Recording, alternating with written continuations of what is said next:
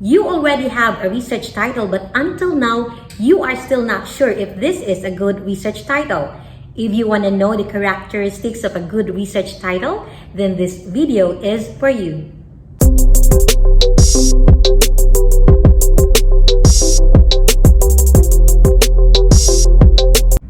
Hi guys! Welcome back to this channel. I'm Teacher Sam, your online learning buddy. In my last video, we discussed on how to choose a research topic in order to come up with research title. And today, we will discuss on what are the characteristics of a good research title. The title answers the questions of what, who, and where. Modern trend dictates doing away with the when. What is the when of the study? That refers to the school year or period covered by the study. Why we have to do away with the when? It is because this can be included under the section scope and delimitation. Take a look at this title. A study of the marketing practices and problems of palay farmers in Cotabato during the calendar year 1985 and its implications to the present deteriorating economy of the Philippines. This title has 29 words. How to improve this title? In this title, you may no longer include the calendar year 1985, indicating the period of the study is unnecessary. This information shall be included in the scope and delimitation. Marketing practices and problems of palay farmers in Cotabato, their implications to Philippine economy. This title has 14 words. So what is the study all about? It's about marketing practices and problems. Who are the respondents? Palay farmers. Where? In Cotabato. The title names the major variables that are the subject of investigation.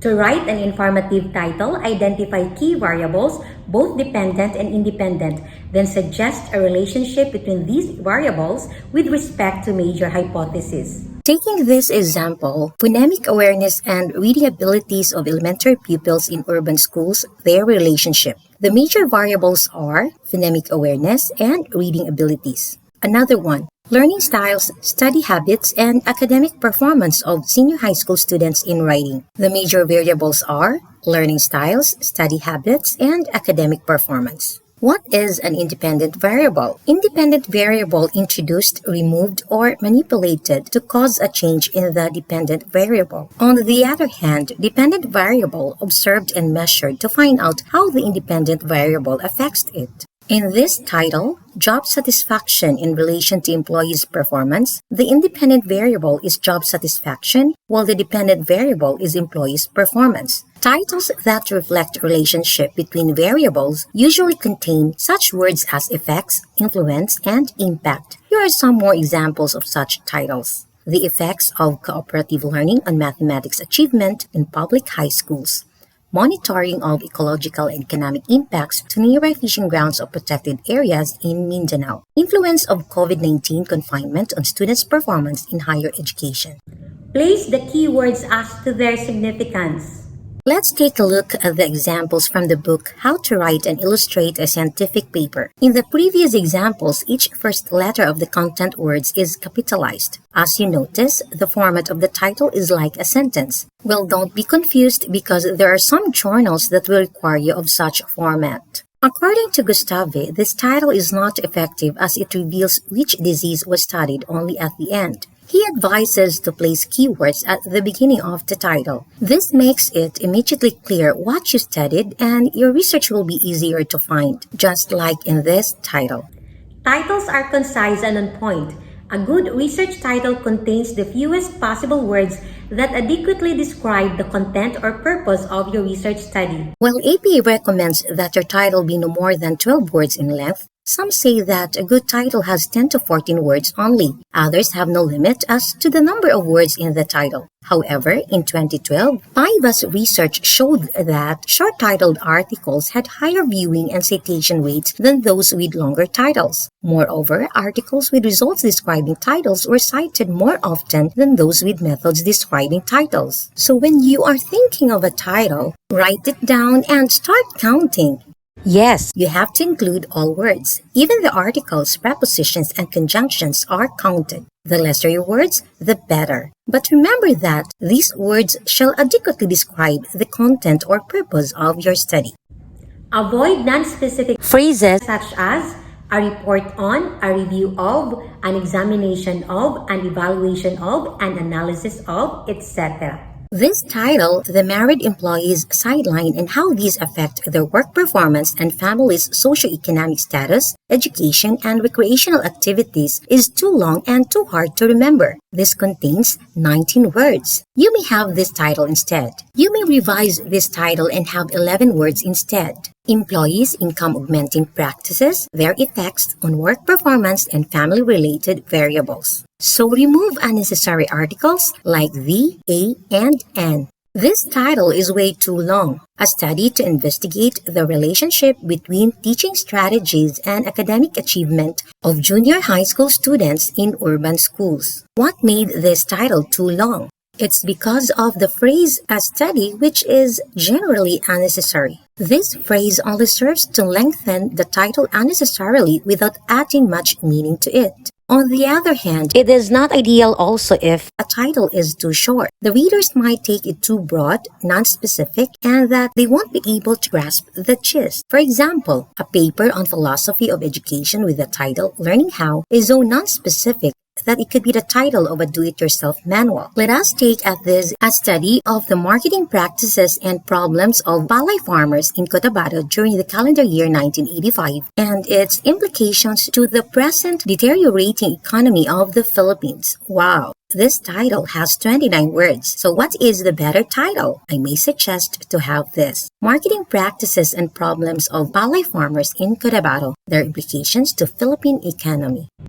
Stay active. Use active verbs and structures instead of passive voice and complex noun-based phrases which may distract the reader's attention. According to Gustave, turning the noun into a verb makes a sentence more dynamic. Compare the following examples.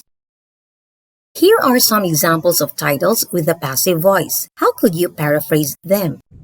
Avoid using acronyms, initialisms, and jargons.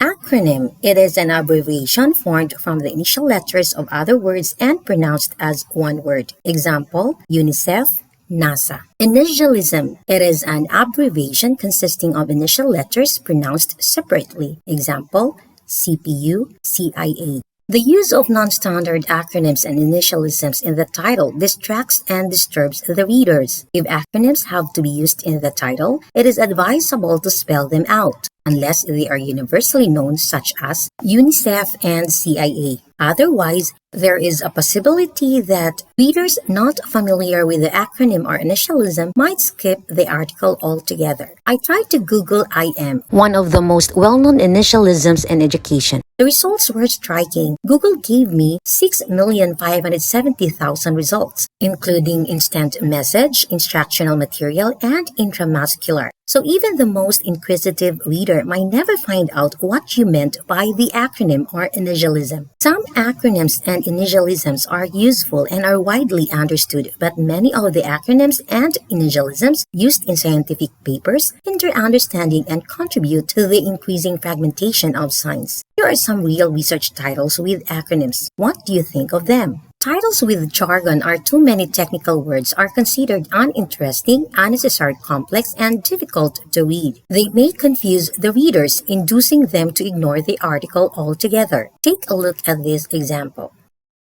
Here are the do's and don'ts in using punctuation marks. Italics unless it is used for the species name of studied organisms.